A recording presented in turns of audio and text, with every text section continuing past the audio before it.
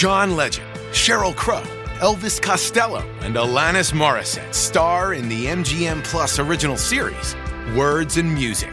Iconic artists share intimate performances and the stories behind the songs. New episodes Sundays on MGM Plus.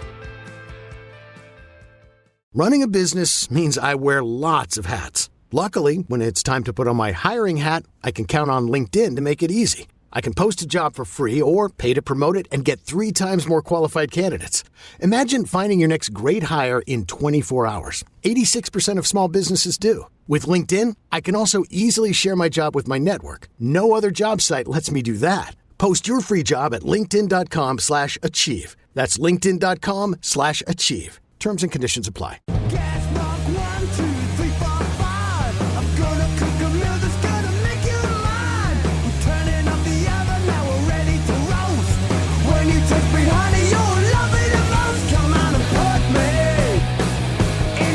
Three, two, one. Welcome to another Britflicks.com podcast. My name is Stuart Wright, and today's guest is Tony Castrati from Crippling Alcoholism. Welcome to the show. Thank you so much for having me, Stuart. Very excited to be here. I'm very excited. As I said to you before we started recording, I cottoned onto your second album thanks to the guy that founded Damnation, and then this year another album comes, CAMGIRL, which is what we're going to talk about. And if you don't mind, I'd like to just read a few words that I sort of noted down with my thoughts about the album first. Yeah. Yeah. If I was being reductive, I might say I'd describe it as sort of gothic rock or goth, but that would ignore that it also blurs the line between noise rock, bright sparks of synth-laden murder pop. For me, somebody of my vintage, the Gun Club meets God Bully's Anger at the World, Mark Lanigan's solo career going for a jam with Downward Spiral era 9 Inch Nails, combined with the alluring pink neon glow of the artwork, the lush synth of, say, Bedrock, and the filthiest aspects of human nature that you sing about. If I was thinking cinema, then this album would be smothered in the grit and grime of neo-noir films such as Friedkin's To Live and Die in LA, Schumacher's 8mm, or Wind and Refn's Only God Forgives. In the words of Dante, abandon all hope, ye who enter. That is my sort of thoughts on CAMGIRL. That's definitely a really film buff review of our album, but now I mean I think that there's a lot of that neo-noir in the it's certainly in the backstory writing. I appreciate you saying that about it. I think again there's 6 of us. Everyone's got a different vision for what they want at the beginning of an album writing process. Yeah. And then by the end, you've got this amalgamation of everyone's vision, but then warped into a singular shared, project. And that's why I think there's a lot of different influences. And, if you go back to the first album, which it was just me writing at that time, it was my solo project. It's a lot more focused because it's just me. It's just what I was feeling at that time. And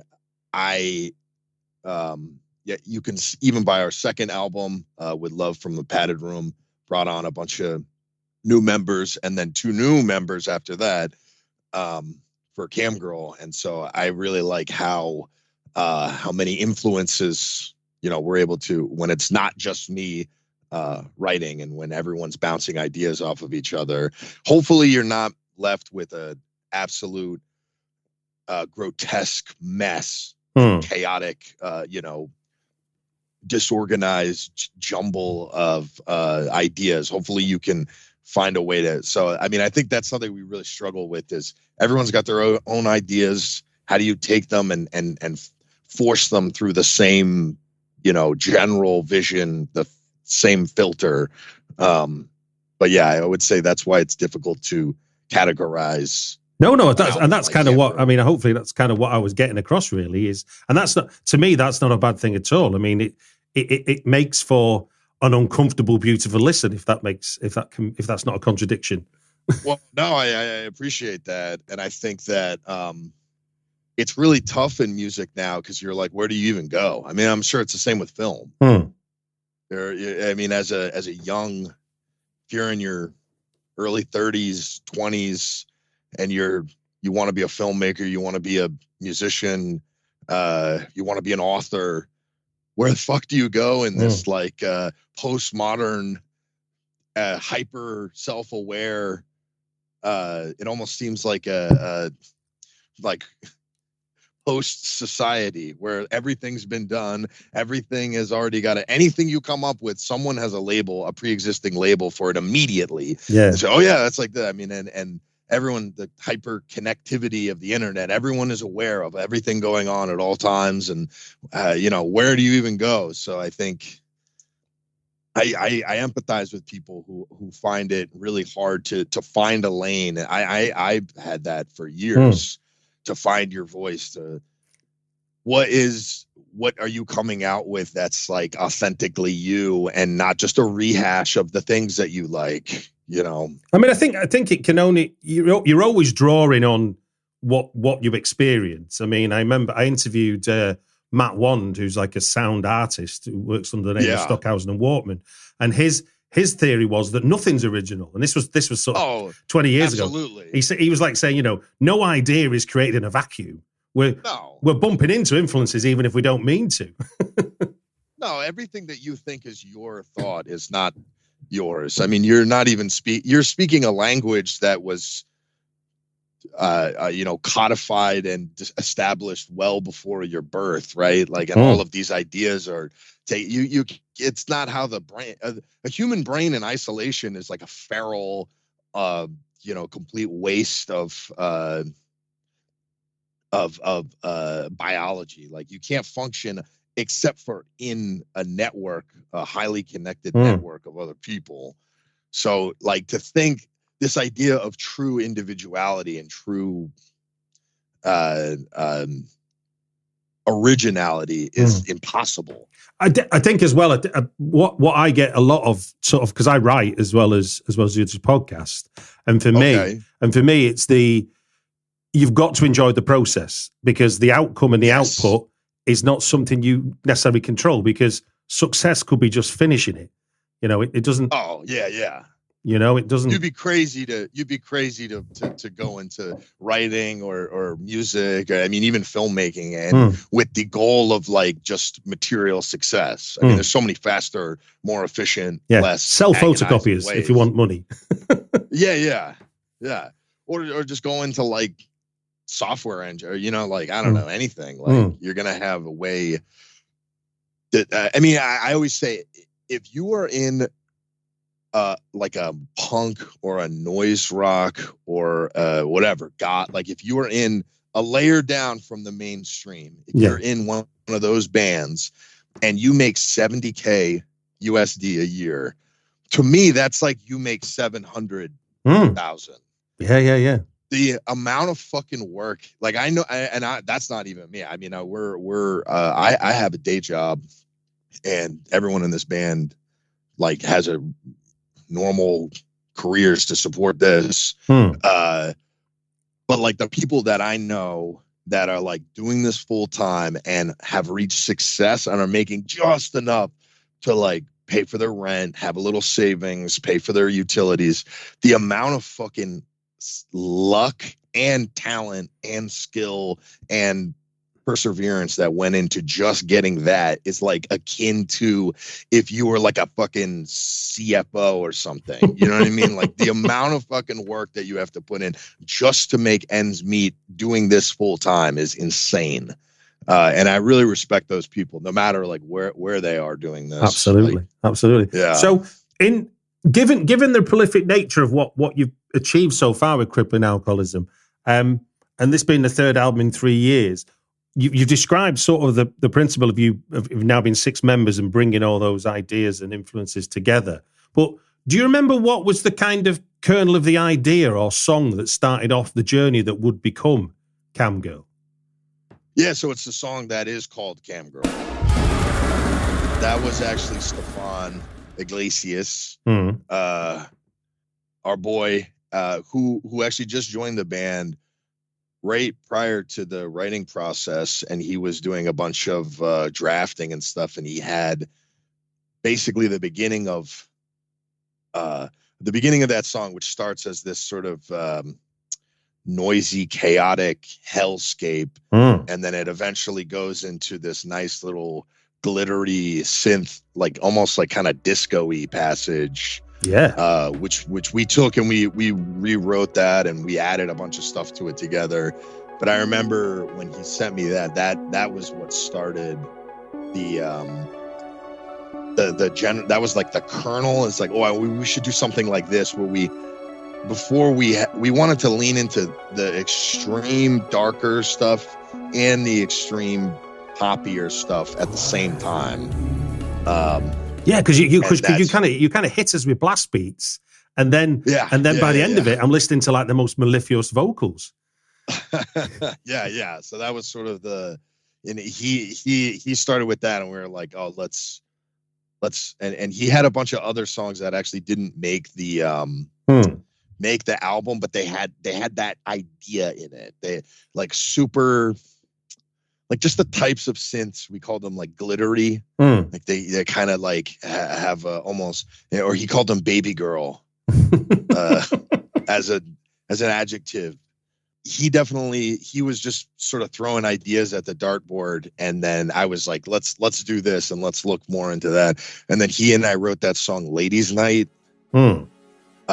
which was sort of the centerpiece stylistically of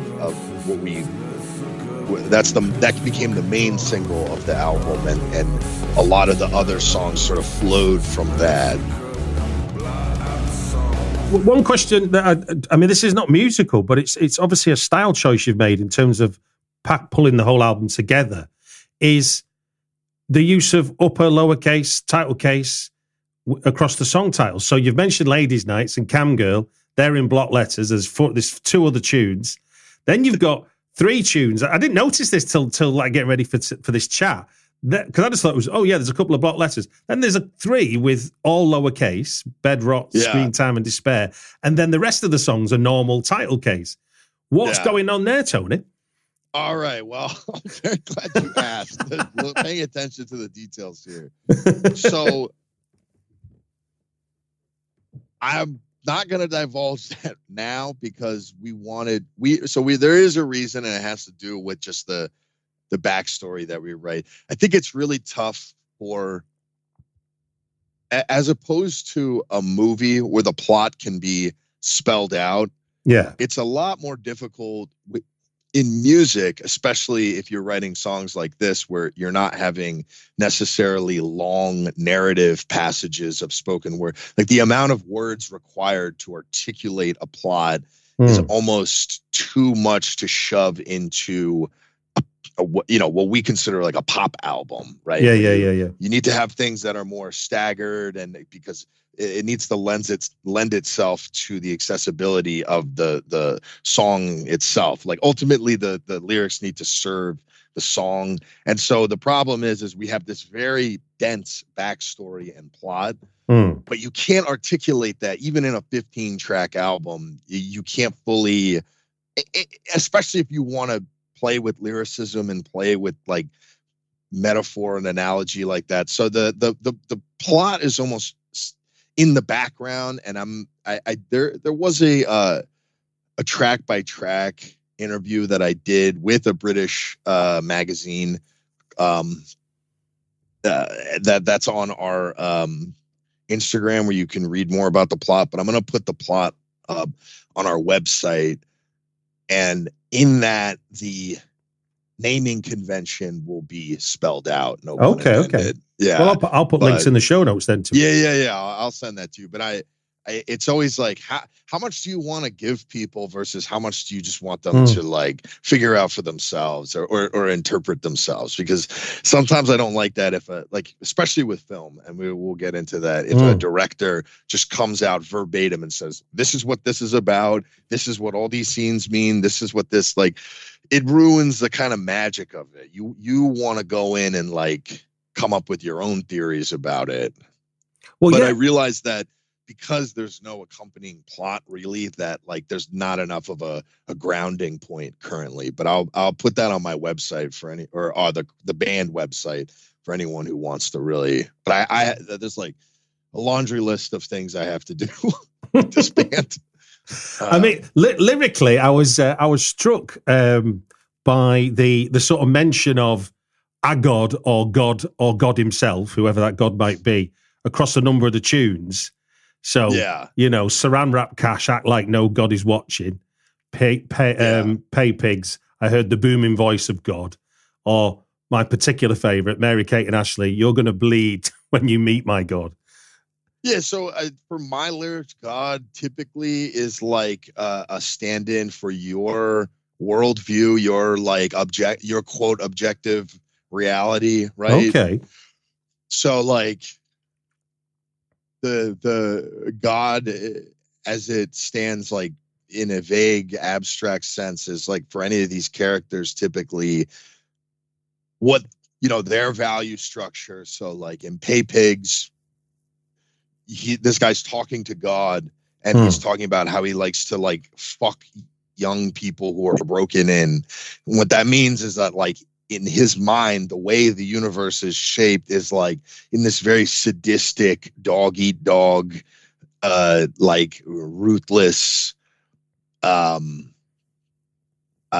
cruel, like God is like the universe is like a cruel force that rewards sadism and rewards like ruthlessness.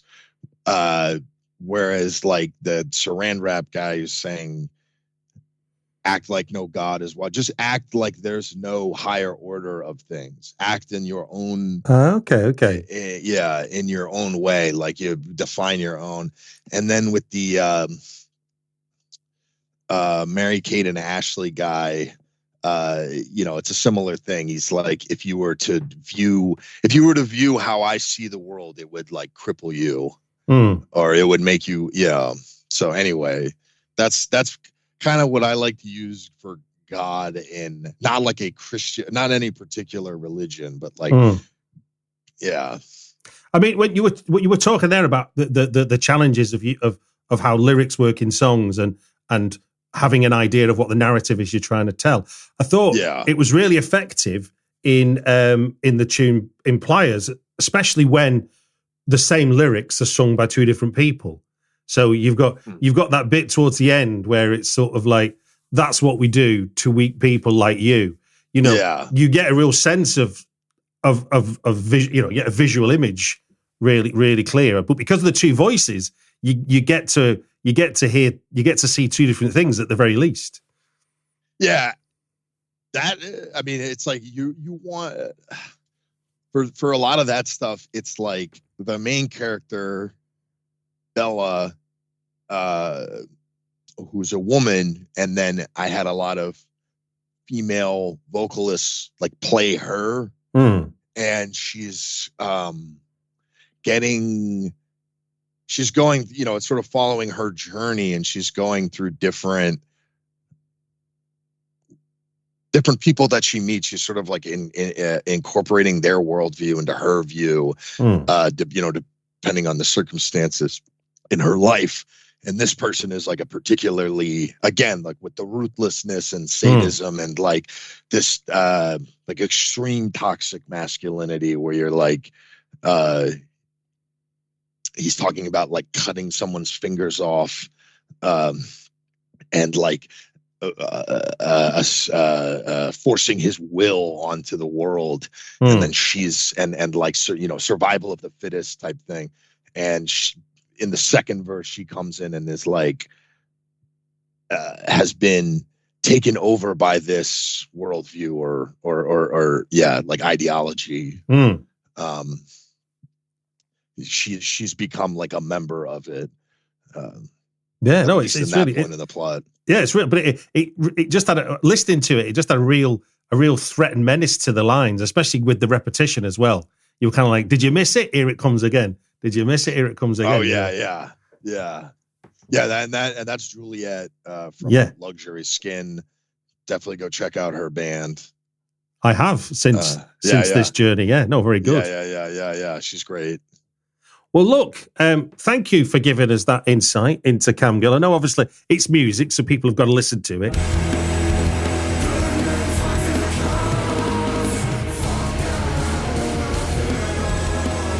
You've given people some good nodal points there to look out for on their journey as they listen. And next, we will move into 3 films that have impacted everything in your adult life. The rules are simple, Tony.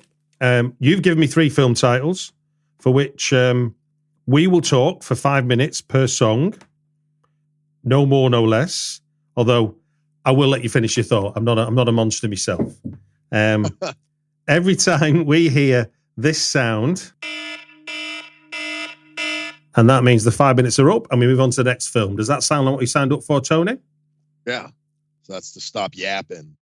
First up is Paul Thomas Anderson's 2007 epic look into the fire and brimstone that perverted the American dream, There Will Be Blood.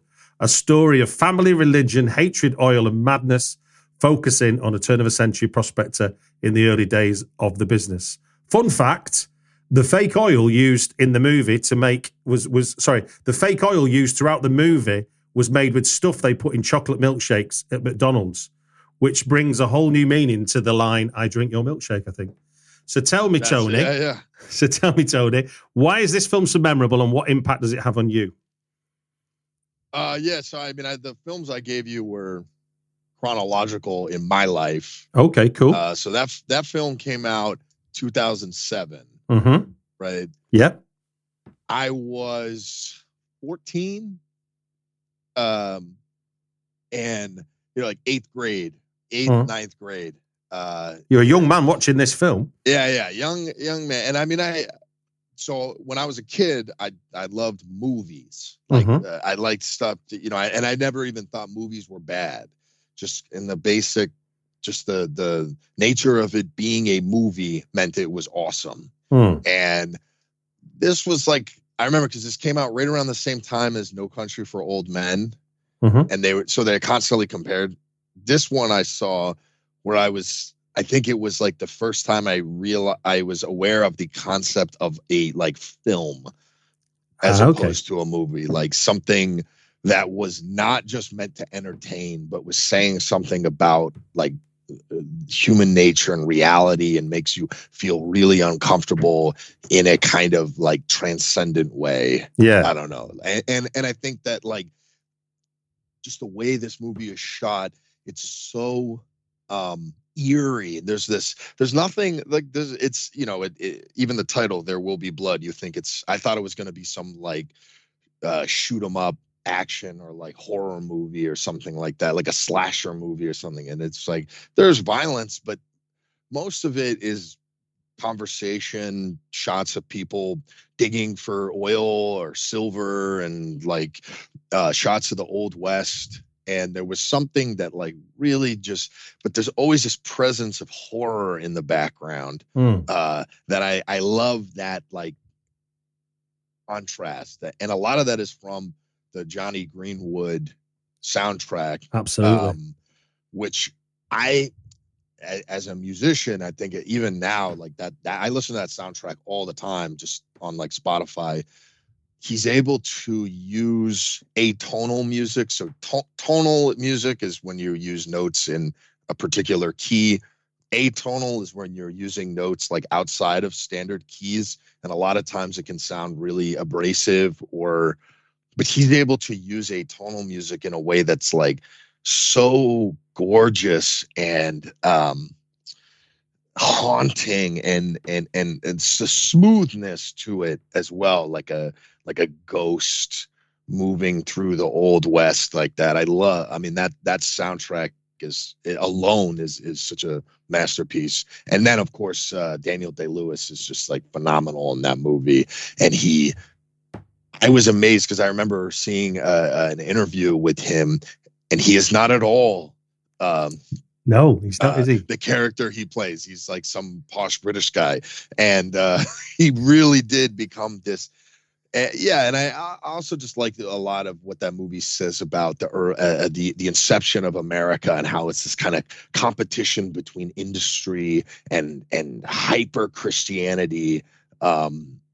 where Daniel Day-Lewis and Paul Dano's character are at this sort of antagonism throughout the film, and which one is a better orator and like a cult leader? Are you going to join the church, which offers you salvation, or are you going to join industry, which offers you salvation on earth, like real material wealth? And so like that is something very American. I mean, it's universal, but it's specifically very American. Just because it taps into the seeds of what the world we see today, doesn't it? Really, absolutely, yeah. And I just that it really.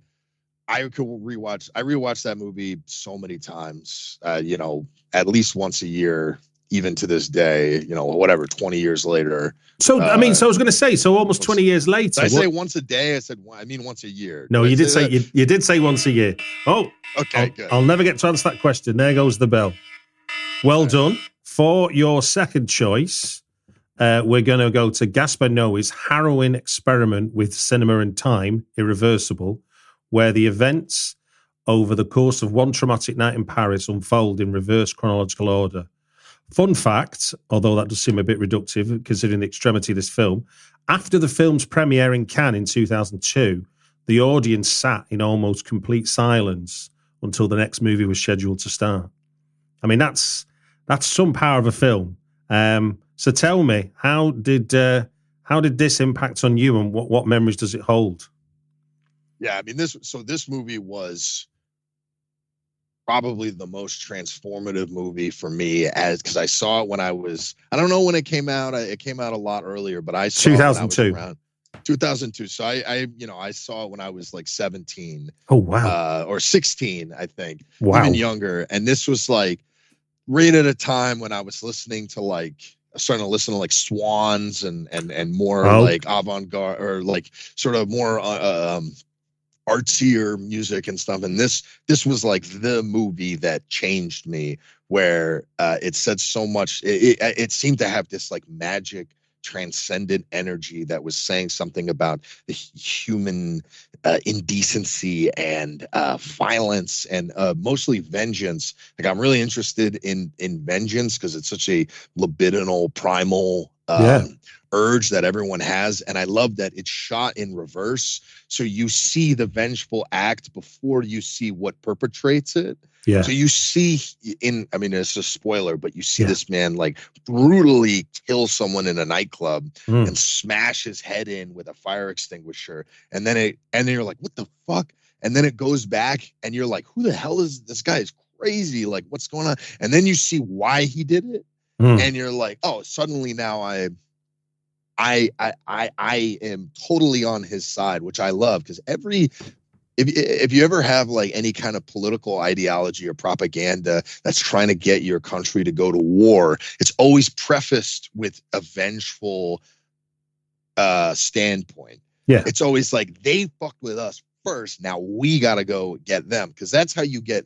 I'm not really interested in how like psychotic people kill. They just like some natural urge, I guess. But what makes regular people go and do horrible things? Like, that's what's interesting. And a lot of that is vengeance. Someone fucks with you first, does something horrible to someone you love, or something you stand for, and now you're capable of doing horrific acts. It's that old adage, isn't it? Of if you're gonna to kill a monster, you've got to become a monster. You don't. Yeah, exactly. And if you want to turn, people monstrous, you have to give them a narrative where they're being attacked first by someone. And I love the fact that it is reversed shows that, like, because you're not with the guy when you see the vengeful act, but then once you see what actually happened to the predicate, then you're totally on his side. And just the way that movie's shot with the moving camera, and it's going upside down. Like, if you look at our little music videos, we have one called Otessa, and the camera shot in a very similar way, because that had such a huge impact on me. All of Gaspar Noé's films. I was going to say, I'm a big fan. I was going to say his cinematographer, whose name escapes me, who's responsible for those shots. If you see like, God, Goodness, what's the disco one called? Enter the Void climax. Climax, yeah. You know, when you're in the heart of the acid trip, I mean, it's like the cinematic version of it. And it looks like hell. Yeah, it does. And there's this, like you're like a ghost moving through everyone's mind and stuff. Like I love that, or like an alien who's like witnessing humanity from some sort of higher like perspective. And I love that kind of stuff. And then the end of Irreversible is actually really beautiful when it shows the family scenes and like just everything about that movie was just like, it was like dripping with like art for me as a kid. And I just love how fucked up it is. I'm very attracted to horrible, the darkest parts of human nature.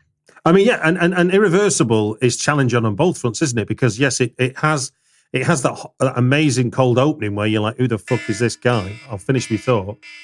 Then you've got the midpoint, which is all the reason for doing what he did. And then, like you say, you're taken right back to the moment where innocence exists. And obviously, we know in real life, you can't, like Superman did in the first Superman movie where he just rewound the world. We don't get to do that with life, do we? No. But it is like a memory. It's how memory works. Yeah. You're going back into other steps to see what brought you. It's almost like, and we do, and I think we do that with our own life.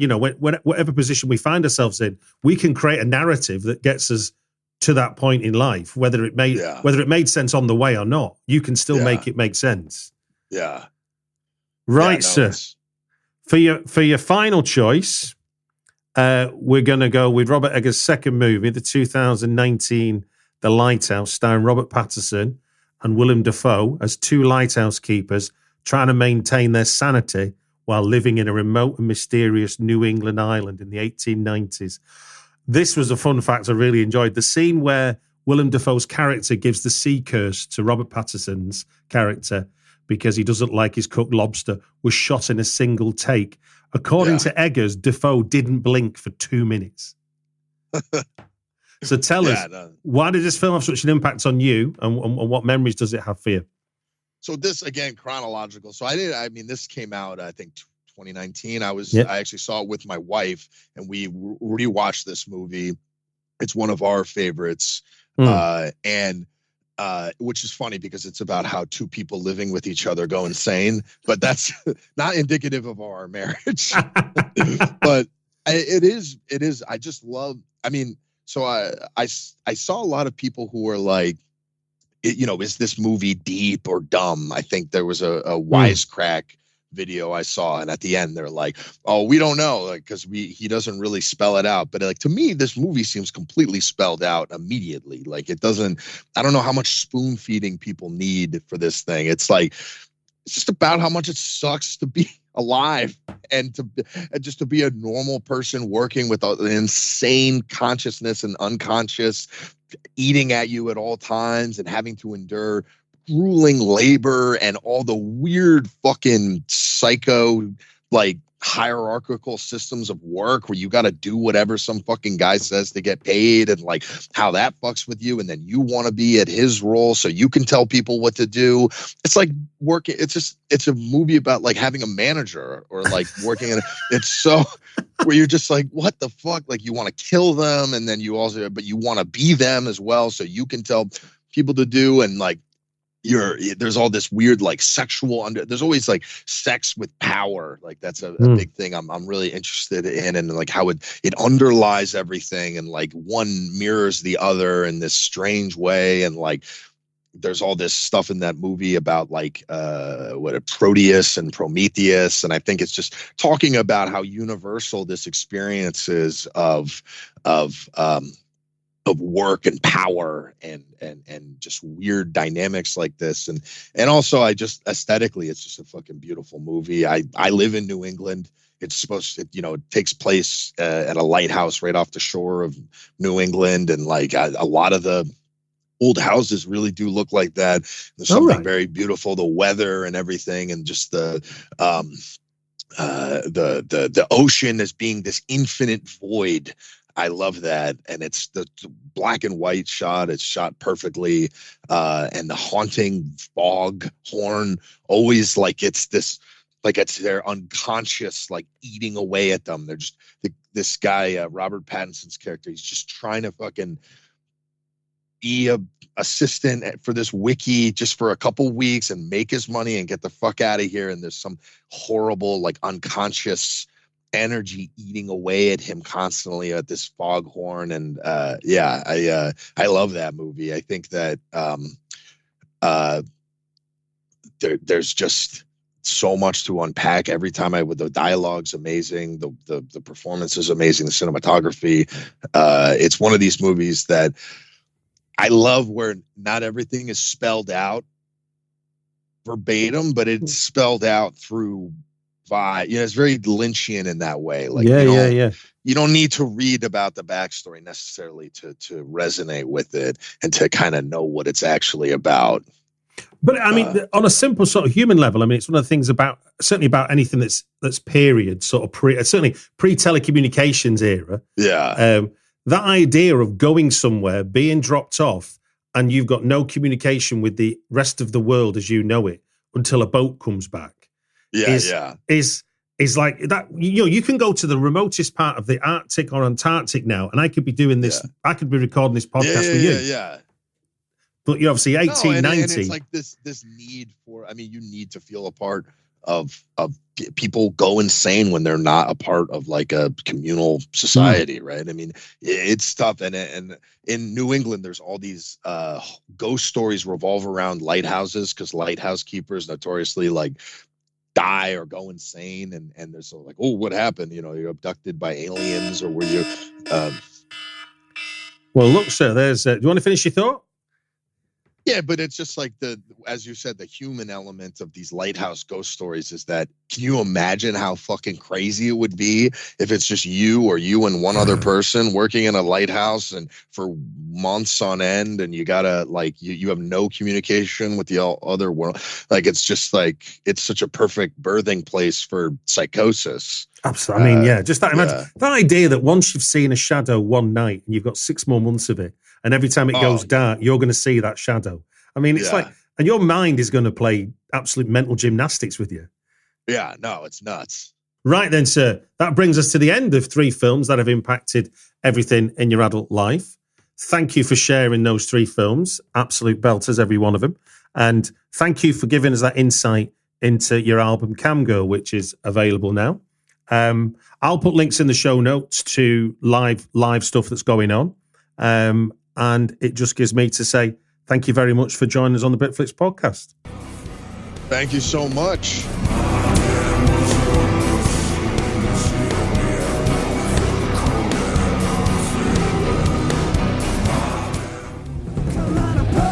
Do remember to subscribe on Apple Podcasts, follow on Spotify, or wherever you listen to your podcasts for more movies that impacted your life.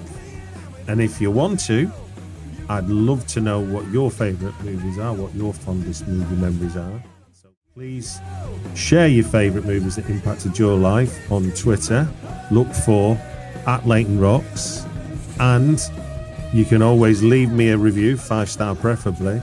And in your review, tell us which 3 films impacted your life. Best ones get read out on the podcast.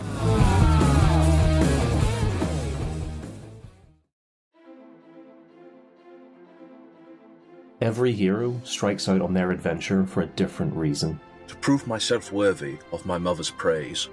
To write my own story and discover who I really am. To prove to my family that I am more than they believe me to be. To revive the God that has chosen me. But when the fragile balance of the world is in jeopardy, and sinister forces move in the darkness, heroes will be tested, pushed to their limits and beyond. And it will be left to them to determine if they are up to the task. There is a darkness rising. Will they be able to overcome the challenges and meet this evil head-on? For my God. For my story. For my freedom. For the world. To restore the balance. Modified Role Season 2, The Chronicles of Erin, a D&D 5e actual play podcast. New season, new characters, new story. Find us on all the usual podcasting apps or at modifiedrole.com.